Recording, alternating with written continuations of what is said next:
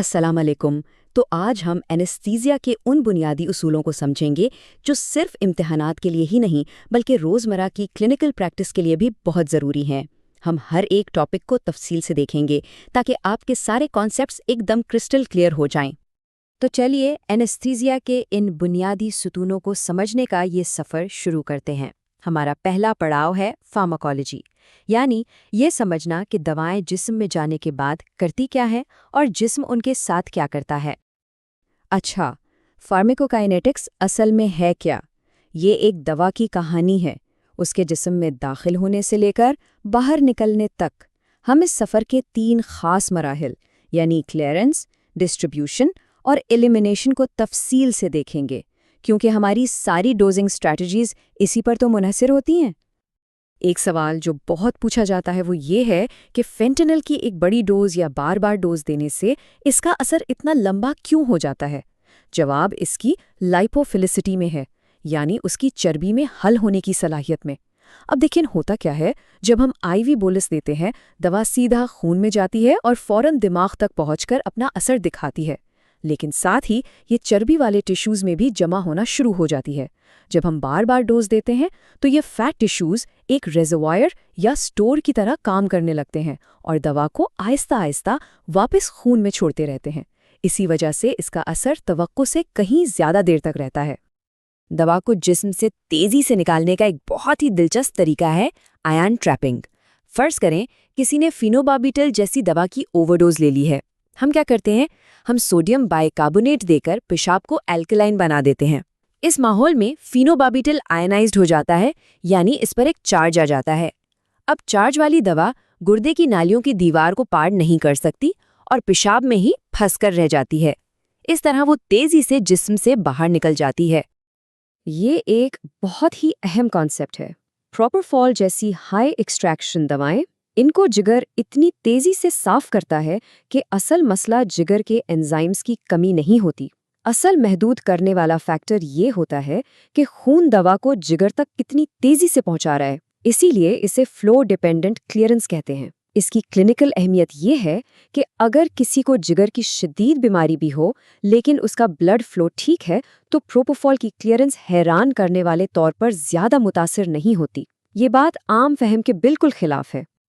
اچھا جی، تو اب چلتے ہیں اپنے اگلے موضوع کی طرف جو ہے انہیلڈ اینستھیٹکس۔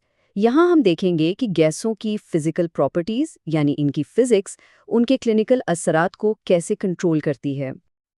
اگر کوئی آپ سے پوچھے کہ اینستھیزیا انڈکشن کی رفتار کا سب سے اہم فیکٹر کون سا ہے تو جواب ہے بلڈ گیس پارٹیشن کوایفیشنٹ۔ یہ اصل میں دوا کے خون میں حل ہونے کی صلاحیت کا ایک پیمانہ ہے۔ جس دوا کا کوایفیشنٹ جتنا کم ہوگا وہ خون میں اتنا ہی کم گھلنا چاہے گی۔ اس کا مطلب یہ ہے کہ وہ خون کو جلدی سیچوریٹ کرے گی اور دماغ تک تیزی سے پہنچے گی، جس سے انڈکشن بہت تیز ہوگا۔ کارڈیاک آؤٹ پٹ کا انڈکشن کی رفتار پر بہت گہرا اثر ہوتا ہے۔ جب کارڈیاک آؤٹ پٹ زیادہ ہوتا ہے تو خون پھیپھڑوں سے بہت تیزی سے گزرتا ہے اور ایک سپنج کی طرح زیادہ اینستھیٹک گیس کو جذب کر کے لے جاتا ہے۔ اس سے ہوتا یہ ہے کہ پھیپھڑوں میں گیس کا پریشر بڑھنے میں وقت لگتا ہے اور دماغ تک گیس دیر سے پہنچتی ہے، جس سے انڈکشن سست ہو جاتی ہے۔ سیکنڈ گیس ایفیکٹ ایک بڑا ہی دلچسپ فینومینن ہے۔ جب ہم نائٹرس آکسائڈ جیسی گیس کو زیادہ مقدار میں دیتے ہیں تو وہ پھیپھڑوں سے خون میں بہت تیزی سے اور بہت بڑی مقدار میں جذب ہو جاتی ہے۔ اس سے پھیپھڑوں کی تھیلیوں یعنی الویولائی کا سائز اچانک کم ہو جاتا ہے۔ اس کی وجہ سے وہاں موجود دوسری گیس جیسے سیوفلورین کی کانسنٹریشن بڑھ جاتی ہے۔ یہ بڑھی ہوئی کانسنٹریشن اس دوسری گیس کو خون میں جانے کے لیے ایک ایکسٹرا پش دیتی ہے اور اس کا انڈکشن بھی تیز ہو جاتا ہے۔ اور اسی عمل کا بالکل الٹا اثر ہے ڈیفیوژن ہائپوکسیا۔ جب ہم اینستھیزیا کے آخر میں نائٹرس آکسائڈ بند کرتے ہیں تو یہ خون سے واپس پھیپھڑوں میں اتنی ہی تیزی سے دوڑتی ہے جتنی تیزی سے گئی تھی۔ یہ گیس کا بڑا حجم پھیپھڑوں میں موجود آکسیجن کو پتلا کر دیتا ہے، جس سے مریض کو کچھ دیر کے لیے ہائپوکسیا ہو سکتا ہے۔ اسی لیے کیس کے آخر میں 100% آکسیجن دینا بہت ضروری ہوتا ہے۔ اچھا، اب بات کرتے ہیں پوٹنسی یا طاقت کی۔ انہیلڈ اینستھیٹکس کی طاقت کو ہم میکس سے ناپتے ہیں، یعنی منیمم ایلویولر کنسنٹریشن۔ یہ وہ کنسنٹریشن ہے جس پر 50% مریض سرجیکل کٹ لگنے پر حرکت نہیں کرتے۔ یہ یاد رکھنا بہت ضروری ہے کہ یہ ایک اوسط ہے، مطلب 1 میک پر 50% مریض حرکت کر بھی سکتے ہیں۔ اسی لیے ہم سرجری کے لیے عام طور پر 1.2 سے 1.3 میک کا ٹارگٹ رکھتے ہیں۔ یہ سلائیڈ بہت اچھے طریقے سے وہ فیکٹرز دکھاتی ہے جو میک کو بدلتے ہیں۔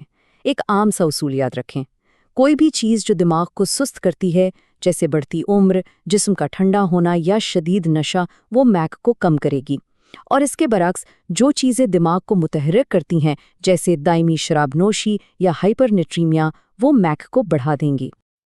اب ہم قدم رکھتے ہیں آئی وی ایجنٹس کی دنیا میں۔ یہاں دوا کا انتخاب مریض کی حالت پر بہت زیادہ منحصر ہوتا ہے، خاص طور پر اس کے دل اور دوران خون کے نظام کی صحت پر۔ جب آپ کسی ایسے مریض کو اینستھیزیا دے رہے ہوں جس کا دل کمزور ہو یا وہ شوک میں ہو، تو انڈکشن ایجنٹ کا انتخاب زندگی اور موت کا معاملہ بن سکتا ہے۔ یہاں آپ دیکھ سکتے ہیں کہ ایٹومیڈیٹ ہیمو ڈائنامک اسٹیبلٹی کے لحاظ سے سب سے بہترین ہے۔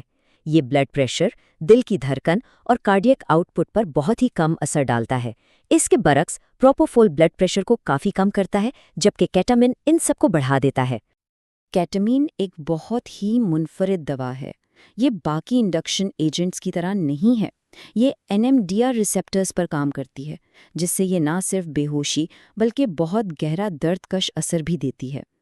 یہ سمپیتھیٹک سسٹم کو ایکٹیویٹ کرتی ہے، اس لیے ٹراما کے مریضوں کے لیے بہترین ہے۔ اور ہاں، یہ ایک زبردست برونکو ڈائلیٹر بھی ہے جو دمہ کے شدید اٹیک میں جان بچا سکتی ہے، لیکن اس کا ایک منفی پہلو بھی ہے۔ ہوش میں آنے پر مریض کو عجیب و غریب خواب آ سکتے ہیں، جسے ایمرجنس ڈیلیریم کہتے ہیں۔ ریمی فینٹنل کا اثر ناقابل یقین حد تک تیزی سے ختم ہوتا ہے۔ اس کی وجہ اس کا منفرد میٹابولزم ہے۔ یہ جگر یا گردوں پر انحصار نہیں کرتی، بلکہ پورے جسم میں خون اور ٹیشوز میں موجود انزائمز، جنہیں ایسٹریز کہتے ہیں، اسے توڑ دیتے ہیں۔ اس کا نتیجہ یہ ہے کہ چاہے آپ انفیوژن 10 منٹ چلائیں یا 10 گھنٹے، بند کرنے کے صرف 3 سے 5 منٹ کے اندر اس کا اثر ختم ہو جائے گا۔ پٹھوں کو آرام لینے والی دواؤں میں فرق کرنا بہت ضروری ہے۔ سب سے اہم چیز جو ٹرین آف 4 مانیٹر پر دیکھنی ہے وہ ہے فیڈ۔ سکسائنل کولین فیز 1 بلاک میں کوئی فیڈ نہیں دکھاتا، جبکہ روکیرونیم جیسے نان ڈیپولرائزنگ ایجنٹس میں فیڈ نظر آتا ہے۔ یہ فرق ریورسل کے لیے بہت اہم ہے۔ نیوسٹیگمین فیز 1 بلاک کو مزید خراب کر دے گا، لیکن نان ڈیپولرائزنگ بلاک کو ریورس کرے گا۔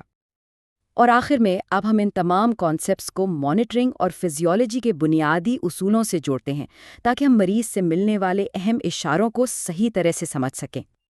اچھا، اب اس ویو فارم کو ذرا غور سے دیکھیں۔ یہ صرف ایک لہر نہیں ہے، یہ مریض کے پھیپھڑوں کی حالت کے بارے میں بہت کچھ بتا رہی ہے۔ تو یہ ہمیں کیا بتا رہی ہے؟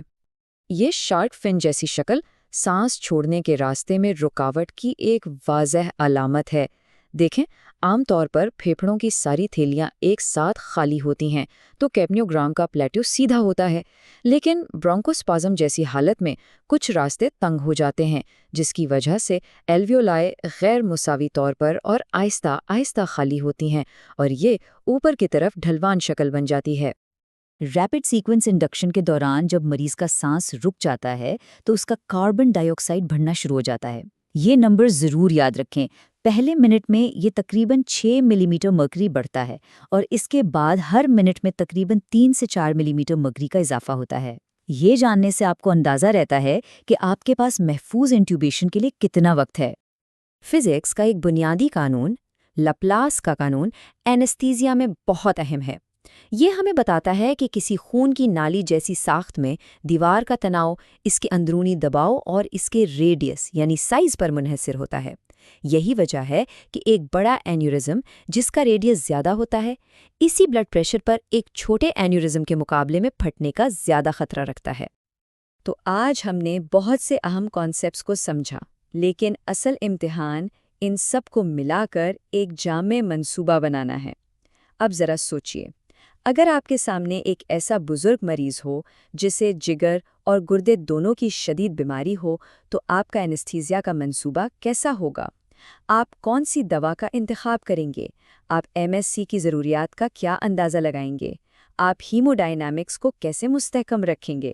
ان اصولوں کا عملی اطلاق ہی ایک ماہر اینستھیزیولوجسٹ کی اصل پہچان ہے۔